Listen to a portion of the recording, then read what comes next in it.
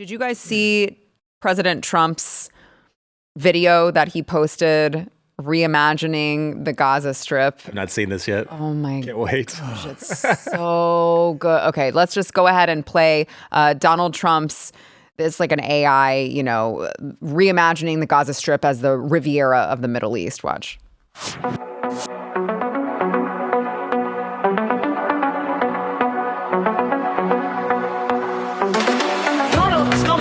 You free, bringing the light for all to see. No more tunnels, no more fear. Trump Gaza is finally here. Trump Gaza shining bright, golden future. It's like a Walmart Elon. The deal is done. Trump Gaza. Making it rain. Trump Gaza shining bright, golden future, a brand new light. Feast and dance, the deal is done. Trump Gaza, number one. That's good. That's good, right? Yeah. Democrats. Do we know who did that? I mean, I know it was AI, but who commissioned that? I have no idea. You would imagine, Elon was featured in there quite a bit, so I don't know. We don't know who actually. Well, Trump actually said that you would never catch me like that on a beach. And Yeah. And they showed him on the. So you would think like AI would have known that. Right. Or made him look maybe a little bit more slender. Which he does. That's what I was going to say. Which he does appear these days. I saw it. Yeah, there he is. Oh, I can't tell how slender that looks. It's him and Netanyahu right there. Yeah, Straight sexy is all it is. Right. Well, I mean, smell the sexy from here. It's man. Jason, I didn't mean that. Oh gosh. No, but to that point, you did see there was a picture of President Trump walking with Matt Gaetz the other day, and he literally is just aging backwards. It looks like it. It's crazy. Usually the workload on presidents ages them significantly. Yes. Like if they didn't have gray hairs when they get out after 4 years, they have gray hair, but Trump, it doesn't seem to phase. I remember seeing Obama and George Bush. All of them. I mean, Joe Biden looked like a corpse before he entered as president. But still, you get my point. It's like he's the one that he just somehow looks better after the first term and into the second term, even though there were 4 years in between those two also. So Democrats are really mad about this Trump Gaza video. They're saying, NPR was saying it's offensive. It's offensive and counterproductive to peace talks. What would they know about peace talks? That's a great point. He's the only one that actually brought any kind of peace to the area with Abraham Accords. It actually looks like Lebanon before, the war, before back in the 70s. Mm-hmm. That's what it looked like. It looked like a resort. Yeah, I mean, I don't, would it be a bad thing to turn it into a tourist destination? I'm like, I don't understand what is counterproductive about that. As your foreign policy expert, Please. I feel like I need to weigh in on this. But yeah, I think that what Trump is doing here, again, is just masterful. I mean, I don't know if we're going into any of the Ukraine mineral deal thing, but that's also very, very masterful as far as please do. concerned. But for this specifically, what Trump is doing is he's forcing other Arab nations to the table.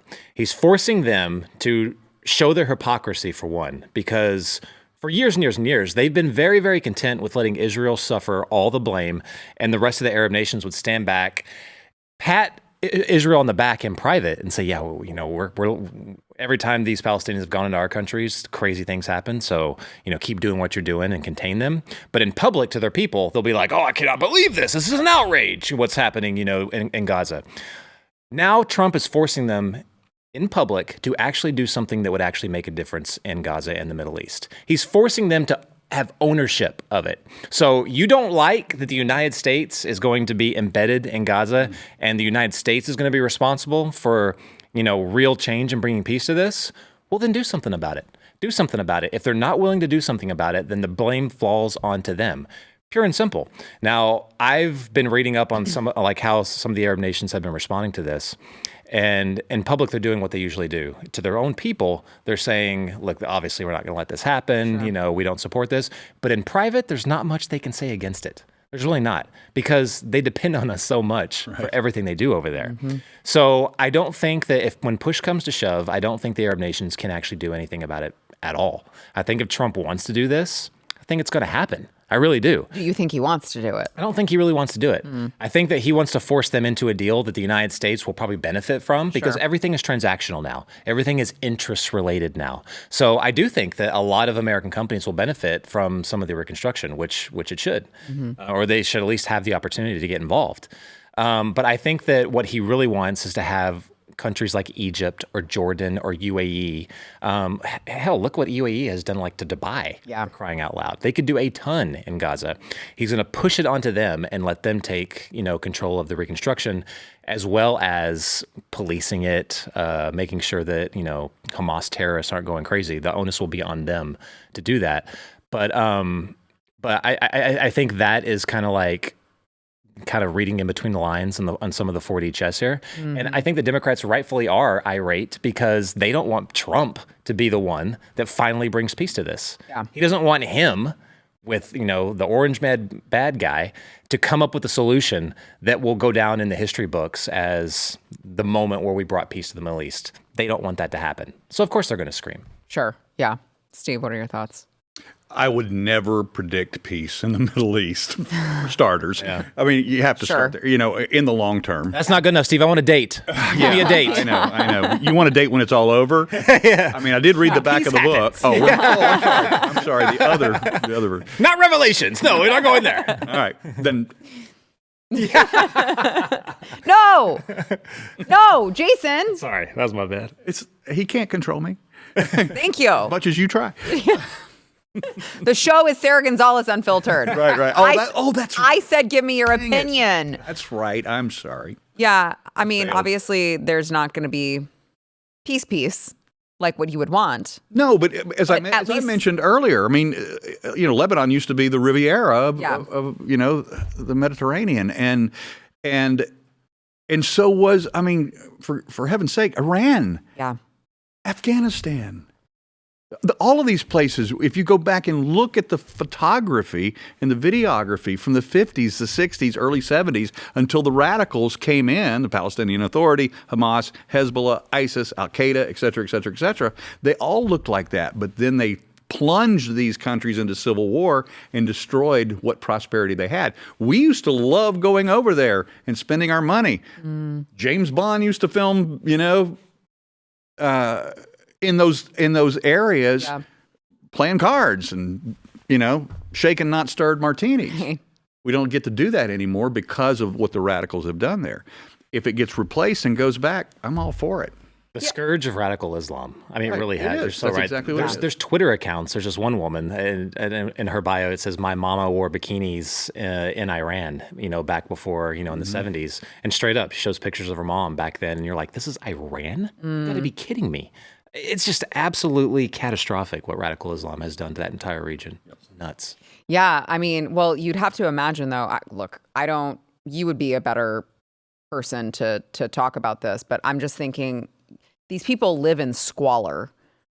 I don't know that anyone would be like, wow, it would be a terrible thing to, like, the people who actually live there, the people who, you would call Palestinians, would they be directly opposed to like cleaning that area up and maybe go, you know what I mean? I don't know that they would be so attached to it that they would not benefit from going somewhere else. Yeah, I think that the people that live there now, it's been generations of radicalization. So I'm really at a loss for how you manage those people going forward, because you have people now that are adults that they went through grade school there and they were given machine guns and told to go kill Jews. Yeah. That's what you're dealing with. Right. And the current children there, that's what they've been brought up on right now. So I really don't know what you're going to have to do. I think that defeating Hamas in totality is absolutely important and vital. So I cringe every time I see these Hamas peace deals where they're going to release 1,000 Hamas soldiers and 2 Israeli hostages, get released in a return. I hate that. I wish that the gloves would fully just come off and they would just go in and completely clean out Hamas, and then it would be done. When that happens, similar to Japan in World War II, when they were radicalized as well, the Japanese were. It took 2 nuclear bombs and they became de-radicalized pretty fast. That'll jerk you That'll back do it, into right? reality. But you have to treat radical Islam and people like Hamas as a cancer. You have to completely cut them out so they can't continue to grow. Then I think the people that have been living there, I will not call them Palestinians. Will not even say that's their land. Yeah. But the people that live there, I think that... That's why I was like, I don't even know what to... That's why I said the people who I guess you would call Palestinians, I don't know what else to call them, but yes, I share your sentiment. If you like this clip and you want to see the full episode, click here. And if you want to subscribe to the channel, come on, you know you do. Click here.